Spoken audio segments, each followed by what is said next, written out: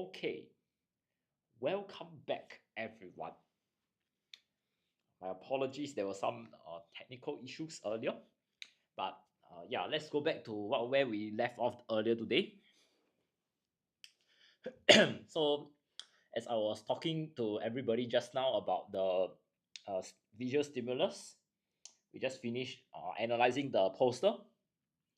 So I'll just leave this here for a bit. So if you have any questions or you would like to review what I've just mentioned earlier, do check it out.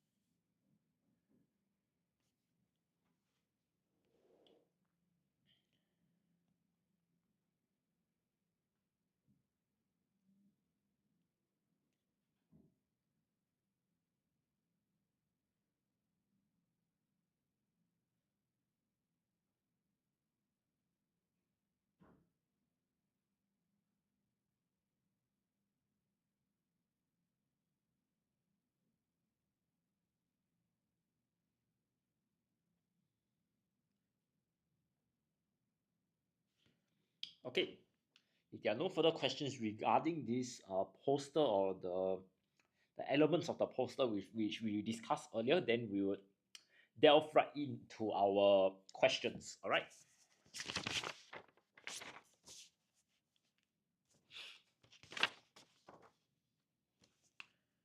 Okay, let's take a look at the questions that they asked.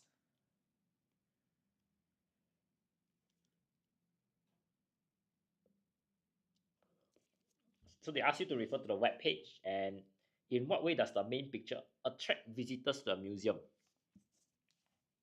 So the first thing we observe is in what way, which is asking you for a method. And we look at the main picture and also the aim. So you can see there's a difference between the aim as well as the main point. Your main point is, or your message,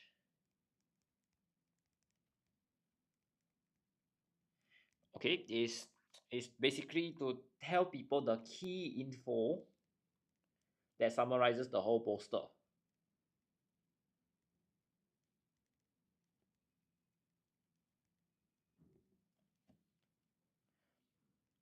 Whereas when we look at your aim, we are looking at how the key info together with the action on the target audience. So after they have internalized their key information, what is that kind of actions, the activity? Is it a change in mindset? You want them to sign up for this program? You want them to stop doing something? It needs to be clearly presented. Okay, so in this case, when we talk about aim here, we need to ask ourselves. So after they learn that, whether you are in person or online, the science museum has something to offer you. So what's the aim? Right, the aim is likely for the target audience, regardless of the age, to search up the science museum online to learn about science or visit their museum. Okay, and you can see the question also asks about visitors, so we need to ask ourselves who are the target audiences.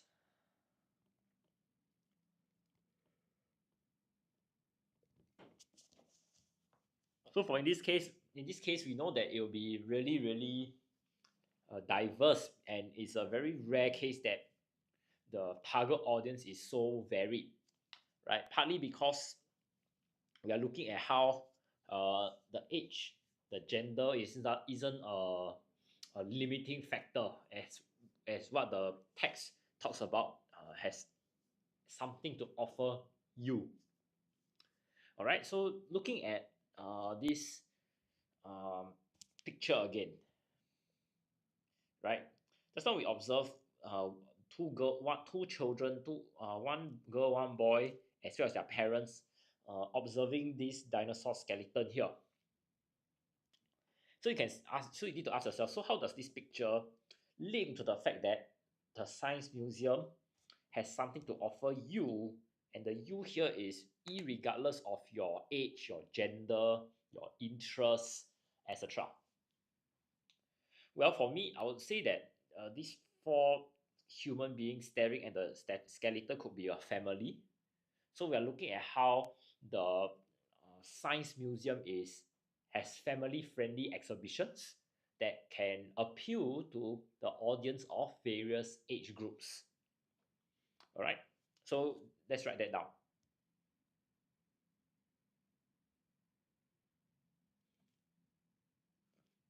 So you will need, so you see, after we examine the question, let's look at the answering technique. The first thing you need to do is to describe picture.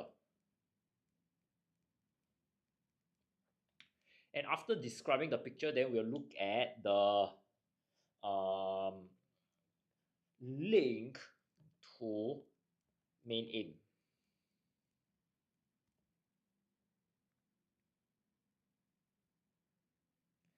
Okay, so you could say the main picture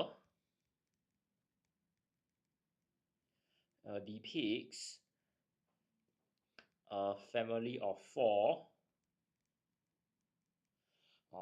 looking at a dinosaur skeleton exhibit.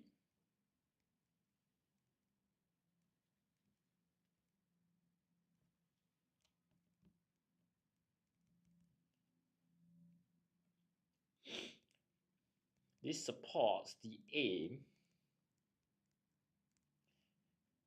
of the museum.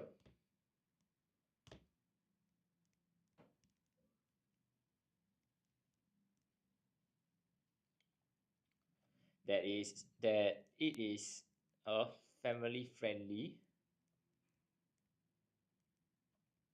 place with exhibits for people of diverse ages, backgrounds, and interests.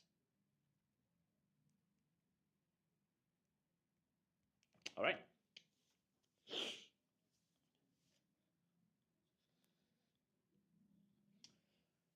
Okay, let's take a look at question 2 now. How does the webpage suggest the current popularity of the Science Museum? So we are looking at how the popularity is being measured, is being shown. This word popularity here refers to that quality that attracts people or makes something interesting. All right. So in this case here, we observe how the museum has attracted a lot of people. Right. See over here. After world-renowned exhibition against and for over 3 million visitors every year, this shows that kind of exhibition, that kind of popularity. Okay, so we're not looking at the factors that affect the popularity, but we're looking at the popularity itself. How do we determine that it is popular? So this is through evidence, and we're looking at the visitor numbers. Therefore, this is the answer. Okay, so we will write the answer as the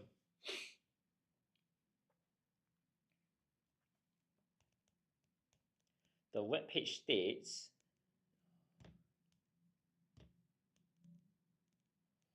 that 3 million visitors visit the Science Museum yearly. All right, that'll be the answer.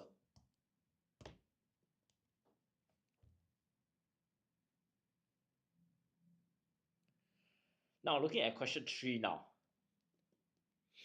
You are asked to write 2 phrases or 4 words each from the website which might appeal to people who would like to have the latest information. So when you talk about appealing to people, we're looking at certain qualities that will attract people, or you or make something very interesting. All right, and you're attracting what kind of people? People who crave to have the latest information, so they want to be the most updated kind of people. So looking back at our text, you realize that this text is rather segmented into different parts. And from the examiner point of view, they will always be testing you based on the different segments. So they already finished testing this segment, ask you about the 3 million. So now we talk about the um, words that will appeal to people who like um, the latest information. We need to look at other parts now. So if we look further down, that's where I have pointed out earlier. This one on keep up with to date. That's forwards ready, and here be first to hear. So these are the two uh, forward phrases, which shows that people may be appealed to subscribe or log on to the online science platform. Okay, I'll say this is not a very difficult question. A lot of these questions for this visual stimulus can be found from the text, and it just requires you to quote.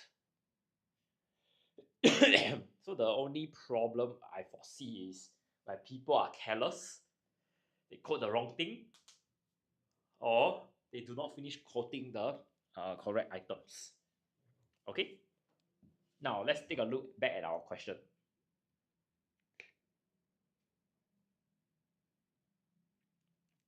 So when I ask you two phrases from the text, your job is to also quote. So you need to put the open and close quotations. All right. So the first one is how you want to keep up to date.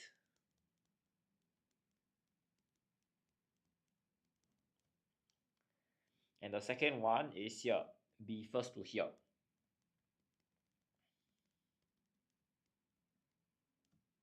Okay.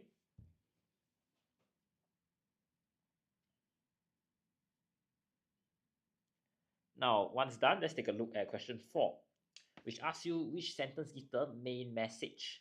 Now, when you talk about message, it's just a point. So it's like your argumentative essay. Your first sentence is where you encapsulate the meaning and the significance of the whole paragraph. So it's a similar idea here, right? So our main message, as I've talked about earlier, is how the Science Museum has a variety of exhibitions and something to offer you. And this is, as you read further and interpret, this something to offer you is done both through their physical museum as well as their online science platforms. Okay, so with this in mind, let's write the answer.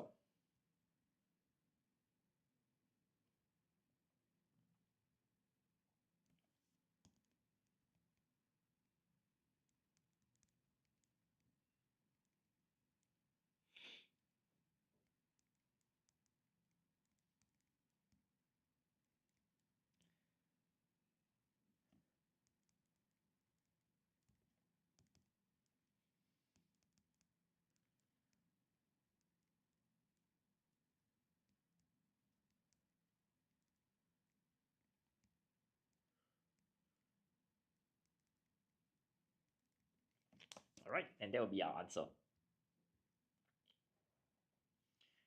I'll just leave this here for a bit for you to take in the information before we move on to our narrative text. All right.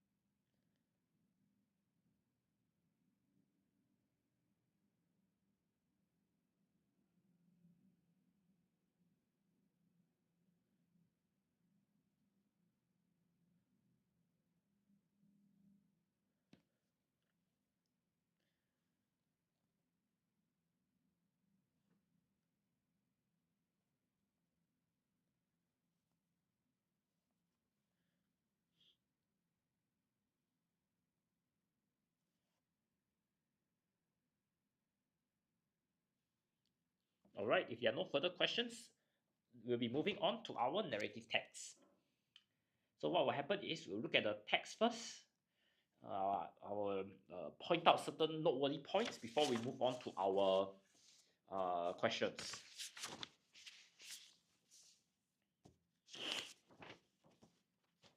Okay, so this text is about, you can see, they give you a rough synopsis here about Naya preparing to set out on a journey.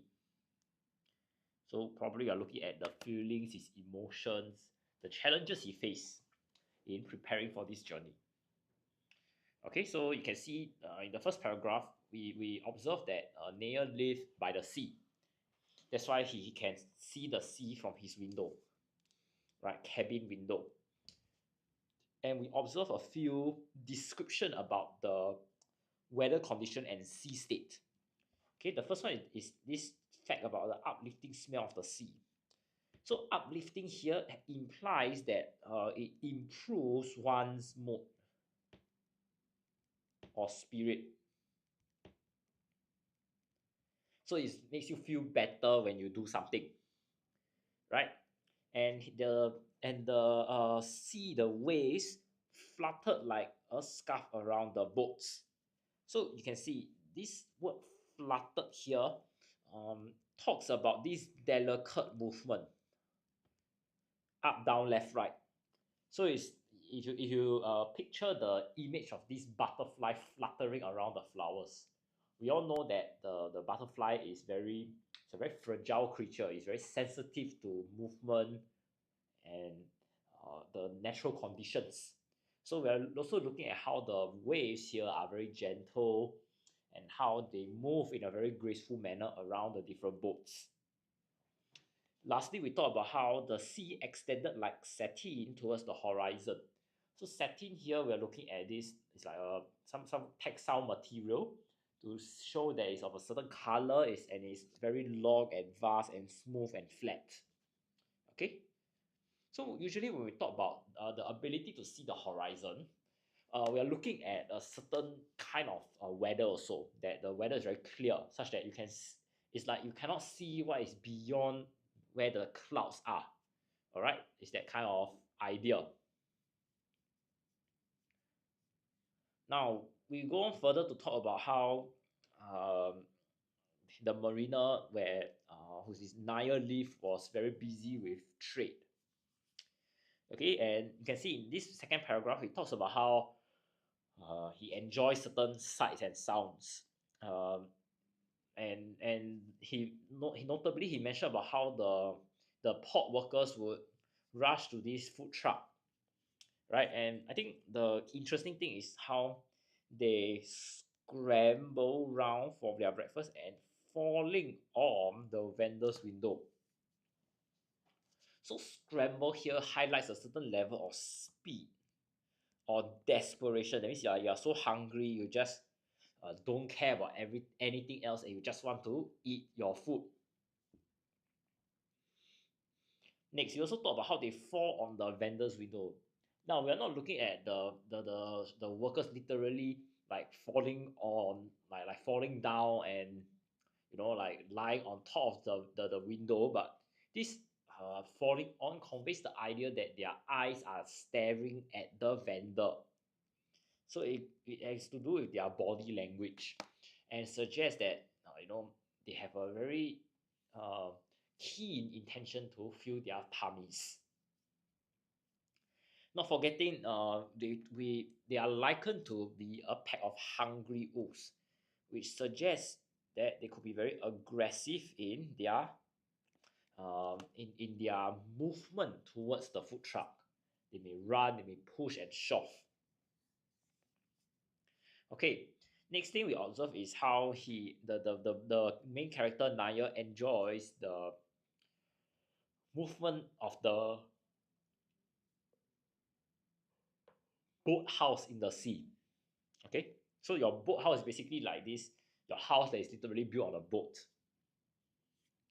Okay, so you see, the first thing he talks about is how he has lullaby rocking, which means it's like a very soothing, very relaxing kind of atmosphere. Okay, the next one we talk about, and the next thing we observe is this motion within immobility. It suggests that that it is like kind of ironical here. If there is motion, that means you are moving. Immobile means you are not moving. So now the question is, how can we move without moving? Well, it's very simple.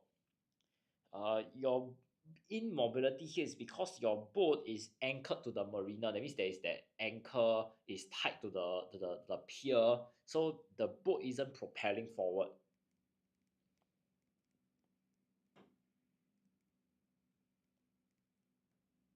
However, this motion here, we are looking at the bobbing up and down of the boat, the movement along with the sea waves, the kind of rocking motion.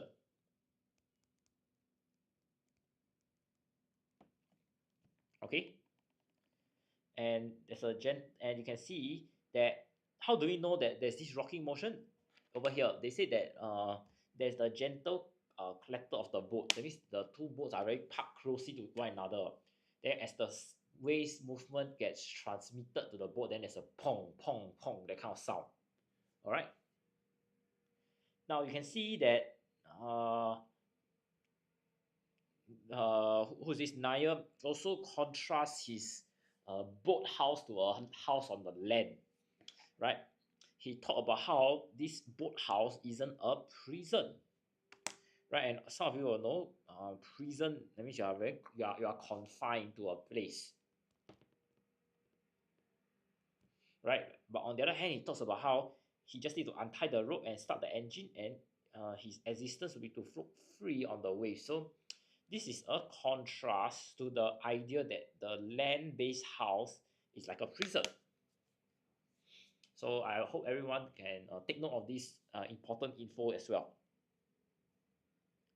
Okay, and he also talks about how the boat itself is also living on the boathouse allows him to uh, move away from neighbors who are busybodies, right? Because over here they talk about how they want to avoid scrutiny. Scrutiny means that there's a very careful and a detailed examination of something.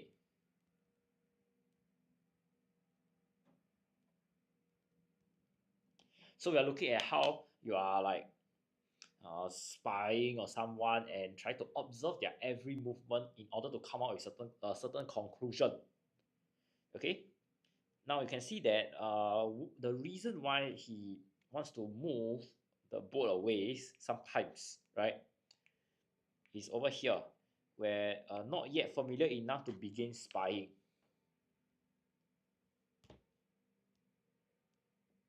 So you're looking at how people they don't know him long enough to when you talk about spying, you're looking at certain essential elements of information, right? Now when we talk about the person not familiar enough to spy, that means they don't know what information they want to collect or find out more. But the very fact is there's a pair of eyes looking at your every movement. Okay, now you also talk about how he also wanted to avoid questions about his career and family. That means he don't want people to like ask him very personal questions. Okay, and you can see the questions here is the main thing. He don't want people to question him. And what questions do those busybodies usually ask?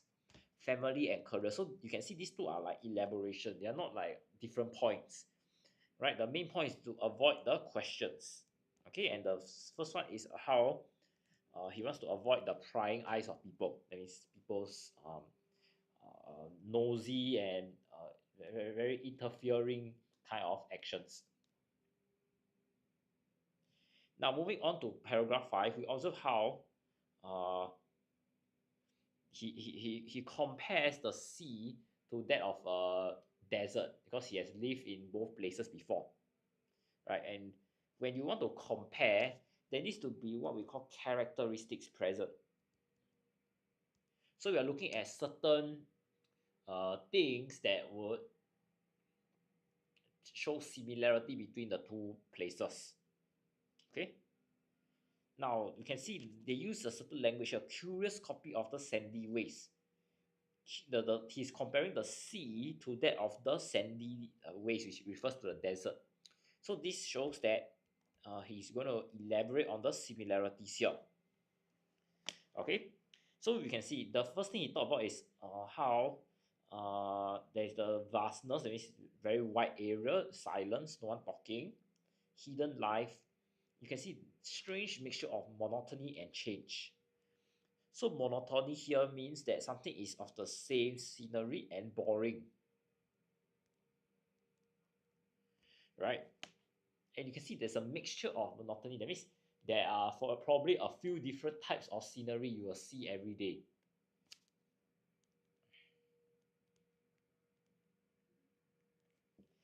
Not forgetting, they also talk about how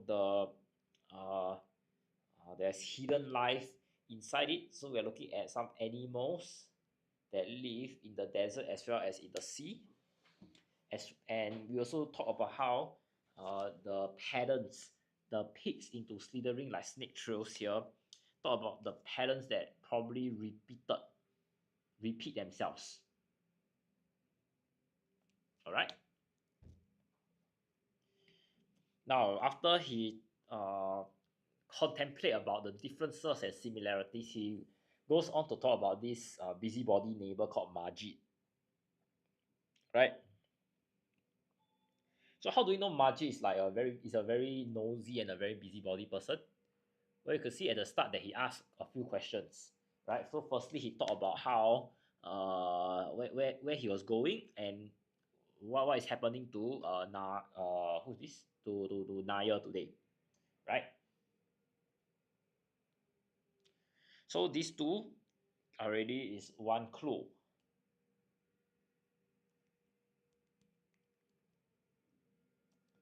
Next, we talk about how Majid was very curious about Naya's was his raincoat, right? And you can see how who's this Naya reacted, right? You can see the first thing is he told Majid that he has something to do. At the end, he told Majid he's not going anywhere.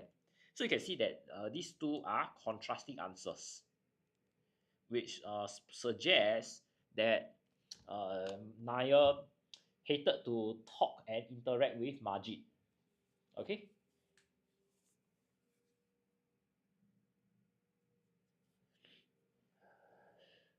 Okay. With a rough understanding of this text in mind, let's take a look at the questions. Well, I'll just say that this text is a bit peculiar. Like you will not expect this kind of story, whereas it's like there are different parts of the story, and you don't have the context on, like for example, why Naya is staying alone in this particular boat house, right? And why he likes to contemplate and reflect about the sea as well as the sand dunes, right? But I think that's not our main focus. Although the story is weird, the important thing is we understand what is happening inside the story, and we are able to answer the questions properly. Okay, back to our questions here. So the first question asks you in paragraph 1, what are the three details which shows that the sea seems attractive? Okay, so when we encounter such questions, when they ask you, to show when something is attractive, we need to ask ourselves, what's the meaning of attractive here? Well, the meaning is when we are looking at somewhere which seems very pleasing or appealing to the senses. So it could be your sense of smell, touch, hearing, sight, etc. Okay, so as we have agreed upon earlier, right, when I shared with everyone on the noteworthy points here about the uplifting smell of the sea, the fluttering of a scarf, as well as the satin, that will be our three points.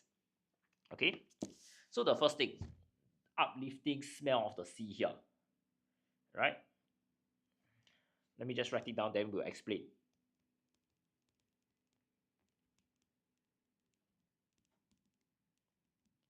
Right, this actually suggests the smell coming from the sea improve one's mood. So you can see this three words here. Improve one's mood. Actually, I'm defining uplifting. And because of this ability of the sea to do so, it actually shows that uh, the sea is a welcoming environment.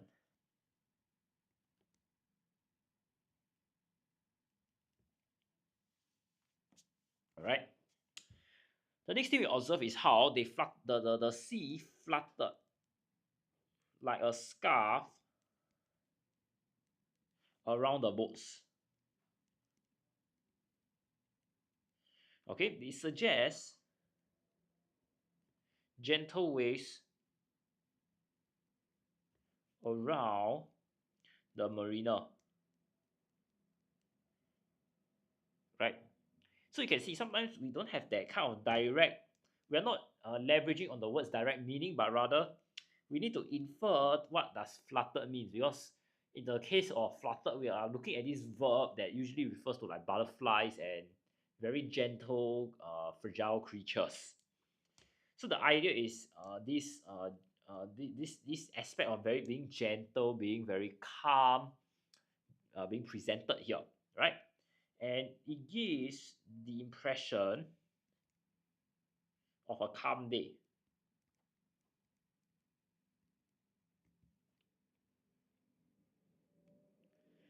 Now, next one, we talk about how the sea extended like satin towards the horizon, right? We suggest the weather was clear. The sea state was very low, so that means the weather was clear, and the vast extent of the sea could be seen.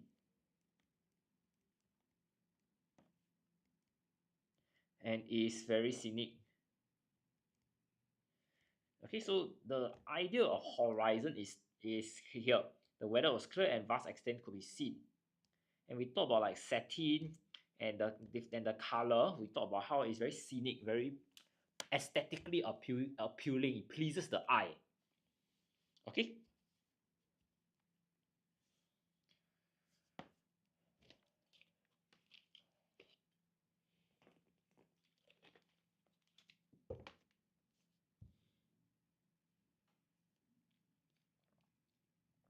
Okay, moving on. We look at how they give us the code at 6:50 a.m. The truck side will flip open and the local workmen queued there stoically will scramble for breakfast like a pack of hungry wolves. Okay, so they ask you scramble, falling on. That's what I talked about earlier. Scramble is about how you make your way quickly.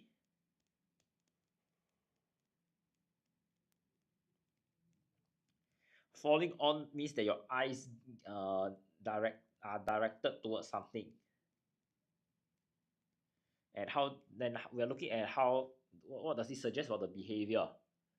All right, so I think it's very clear cut that the reason why they are like running, they are very excited, or you could say they are very desperate, right?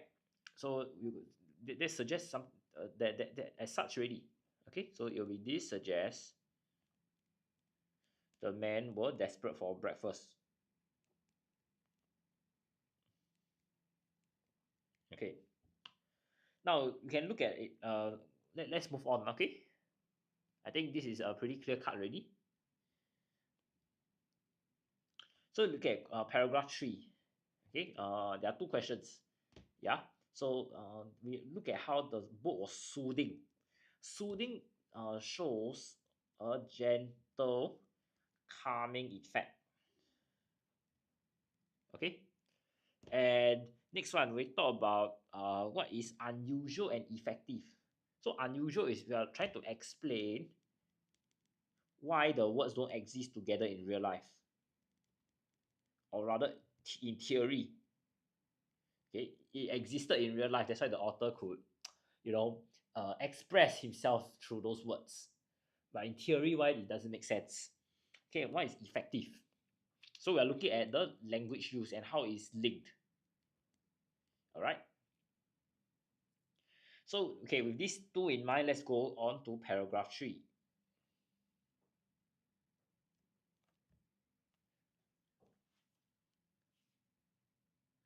Okay, so in paragraph 3 here, we look at how the word actually that we are interested in is here, lullaby rocking, which shows that very calm, that kind of movement that you will do before you go to sleep. All right, you see here. Hello Kurumi. This is O level, secondary 4 paper. Yeah, as I mentioned earlier during our P5 lesson, 12 p.m. to 1:30 is for secondary school students, and our primary school friends can tune in at 10:30 a.m. and 2:30 p.m. All right.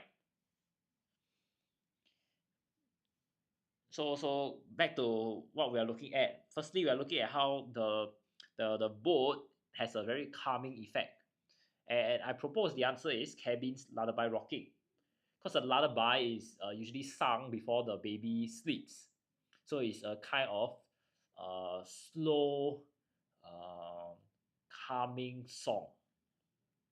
Okay, bye bye.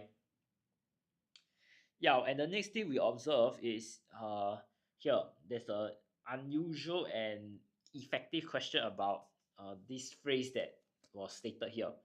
Motion within immobility.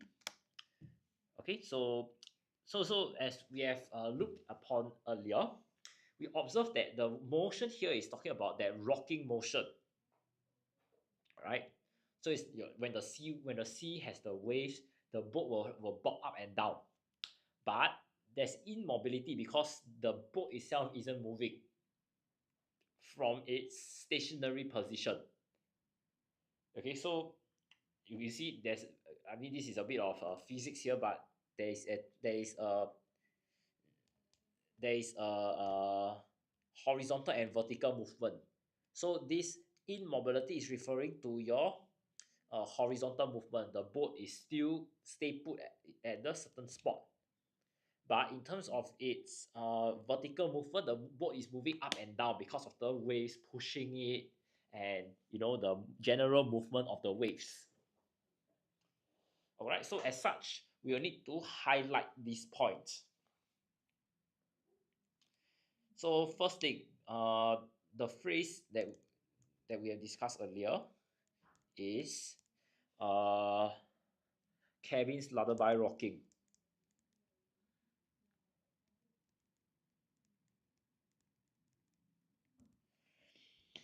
It is unusual because the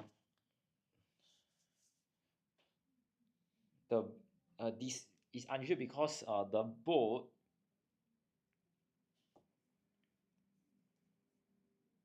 because there is a contradiction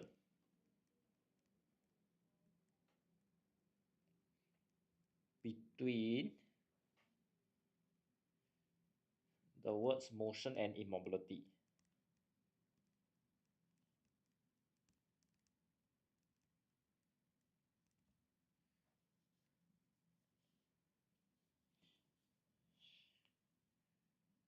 Okay, if you want to further explain to say it's unusual because motion means the boat should be propelling forward, and immobility means the boat is suggests the boat is not moving at all, also can.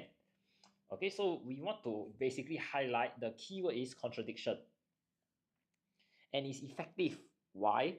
Because it describes how the boat is not propelling forward, but uh, how the gentle waves cause the up and downwards movement.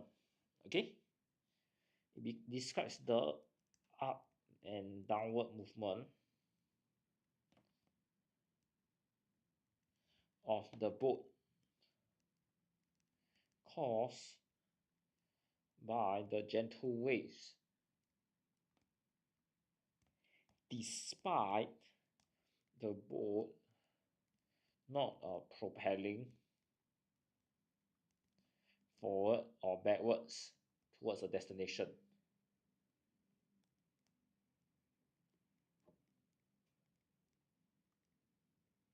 All right.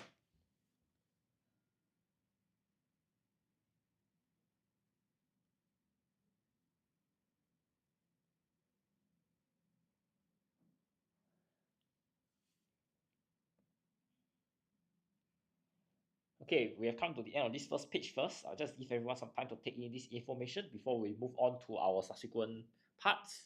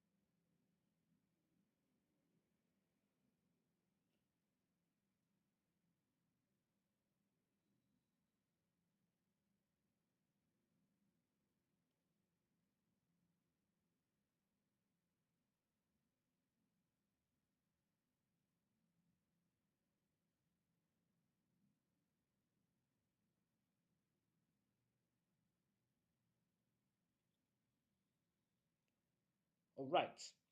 There are no further questions. Moving on to question 8 now.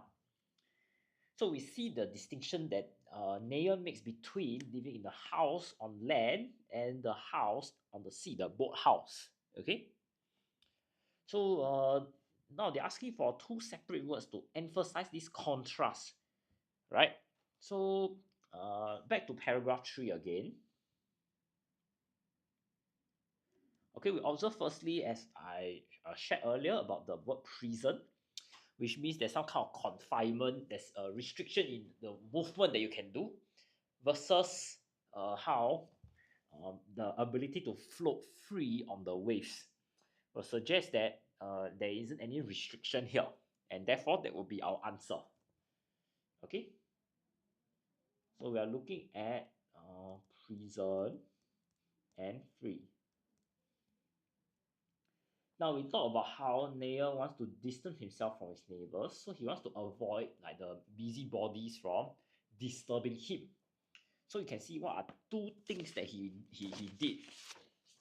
So over here, we are looking at the method. So we are looking at some sort of behavioral patterns that he had. Okay, so in paragraph 4 here, we observe that what are two things he want to avoid. The first one is here, a whole new set of new eyes not familiar enough to begin spying. So he don't want people to have his eyes like looking at him. So the keyword is here, spying, right? You're trying to obtain some information from your observation. The next thing that he doesn't want is here. People asking him questions about career, family. So actually, when I first look at the paper, like there is this idea that the two things you want to avoid is questions about career, question about family, right? But if you read closely, you will realize that these two are just mere elaboration of the main point, which is he wants to avoid questions. So it cannot be he trying to avoid questions repeated twice, right? Because they fall under the same category. As such, over here, what does he want to distance himself? So first one is he wants to avoid being spied on. And secondly is he wants to avoid answering questions.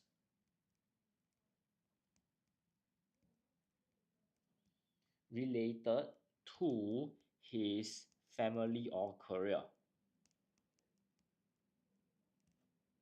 All right. Now let's go on to question 10 here, where it gives you a quotation. Okay. And they ask you to suggest similarities between sea and desert and how they are present inside this little passage here. So you can see when we talk about the movement that is left behind, we are looking at some kind of, it's like some kind of the outcome of something. And if we observe here, the outcome is clearly stated that you can see the movement of certain sand dunes because of the wind, things like that, and it's here rising into peaks or slithering like snake trails. Okay, so this will be our first answer.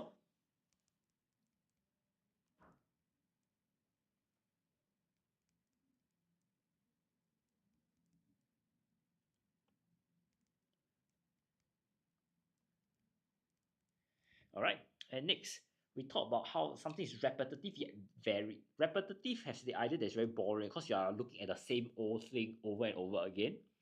While varied here means there's some kind of variety. There's a few different types of things that you can look at. So you can see we are looking at the mixture here. The mixture tells you that it's like a few things combined together. Now we can talk about monotony, which actually means something is very boring, nothing new. All right. And also change, which also suggests this idea that something is varied. There's different combinations and permutations. As such, we will take this whole phrase in wholesale and quote it down here. So mixture of monotony and change. Okay. Lastly, we are talking about how creatures exist below the surface. So below the surface means something cannot be seen, right? Because in the desert, you're looking at under the sand or under the sea, right? In this case. So we are looking at something that is hidden inside. Therefore, our answer will be hidden life. Okay, so all these are, I wouldn't say are very difficult questions, and it's 3 marks already. It's just understanding how to derive the vocabulary. Okay, so sometimes we are not looking at direct synonyms, but we need to ask ourselves, okay, so for example, the word repetitive, it means something is repeated. So what's the implication? It means that something is boring. So when you know it's boring, that means we could be looking at synonyms of boring also. Okay. Now you can see, question 7 is asking about. It tells you that Majid is an interfering kind of neighbor. So we are looking at how he's involved in other people's life in an annoying way. So probably he's like very busybody, things like that, right? So we observe they ask you how. So we are looking at the method. So it's usually a show not tell kind of thing, right? So if we look at paragraph 7, we observe how he keep asking questions to Daya. Okay, where he what's the news heading out? What is this? He also talk about his raincoat. So when we look at how he's how Majid shows intense curiosity, we need to fully explain the different questions he asked. So the first thing that he asked is about where he was going. I think this is the first thing that we need to highlight. And the second one is on they ask what is this. So he's also very curious about his raincoat. So in order to score your 2 marks, you need to uh, point out the fact that he was curious on two things. As such, our answer here will be uh, how does Majid show his intense curiosity? So the how here is the asking, and we elaborate further by what he was asking. So Majid asked Naya many questions about where he was going and the raincoat he was carrying.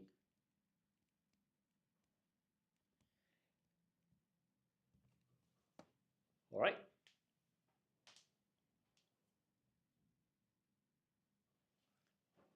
Now you can see the last question here tells you, asks you about 2 ways Naya made it clear he was annoyed. So these 2 ways here means that you need to do a show not tell, right? So you can see that Naya is very annoyed. He doesn't like Majid being around, but he doesn't tell Majid upfront that he is annoying or he doesn't like him. So you can see these are a very common narrative text questions, but I think the more important thing is you need to derive from that kind of body language and the show not tell elements of what is happening and how to avoid it. Okay, so let's take a look at paragraph 7 where we talk about this show not tell. Paragraph 7 is here.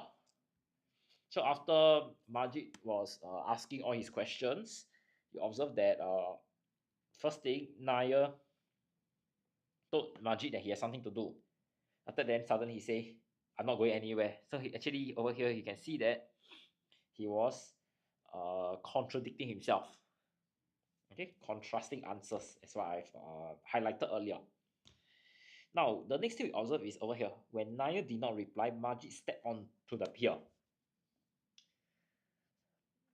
So, probably what is happening is there were 2 boats here. Okay, I'm going to draw a top view, and this is your pier, like your walkway like that. So probably Maya and Najib was here. So Najib asked, Majid asked all the questions, and Naya didn't want to reply, so he stepped out on the boat and he wanted to be nearer to Naya. I think this is what is happening on the ground. Okay, so you can see 2 things. He stepped onto the pier because Naya never replied, so probably it's like Naya knows Naya don't want to entertain him, but Majid wants to talk to Naya, so he'll walk closer and have closer interaction. Okay, so with this understanding in mind, our answer will be here. Here, this one, when Naya did not reply, and he replied with contrasting answers. Okay.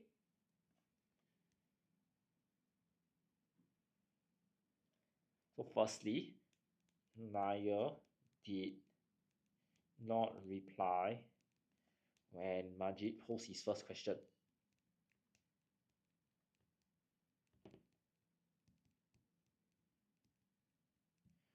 The second one is Naya's eventual answers to Majid's question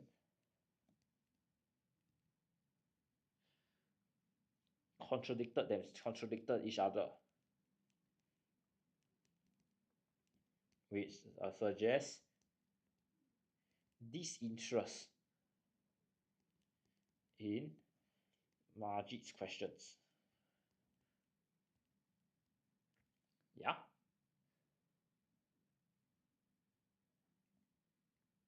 And that will be our answer.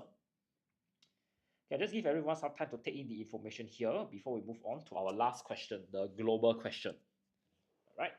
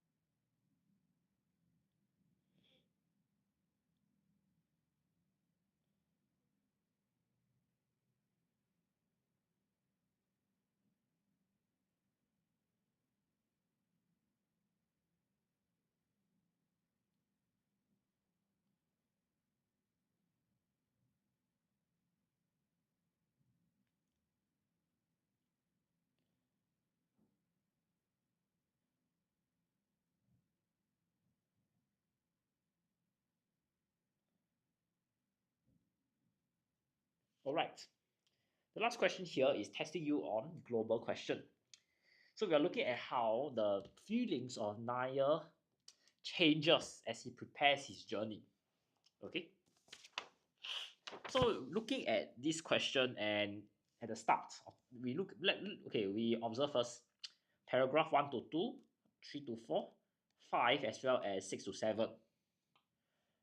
Okay, so we'll do this sequentially. So in paragraph 1 to 2, we observe how he liked to see food vendors at the marina gates. And you can talk about how he loves spending the day in fresh air cooked by the wind and watching the paddlers. So these two already tell you that he's very satisfied. He enjoys his life. Okay. As such, we will consider this as a contentment. Okay. I have the text and the here the few words here, so at least we can compare. Okay. Read out slightly. Yeah, so you are able to see the words here.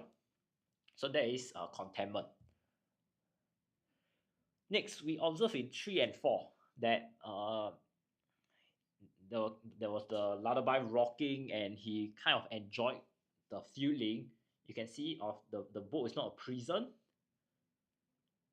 and the boat also gives him the ability to distance himself from the neighbor. So if somebody is very busybody, he'll just drive the boat away, and the person cannot talk to Nair. So in this case, we are looking at freedom from the restrictions of a house on land at the paragraph 3, as well as freedom from people who are busybodies in paragraph 4. Okay, so freedom and contentment done.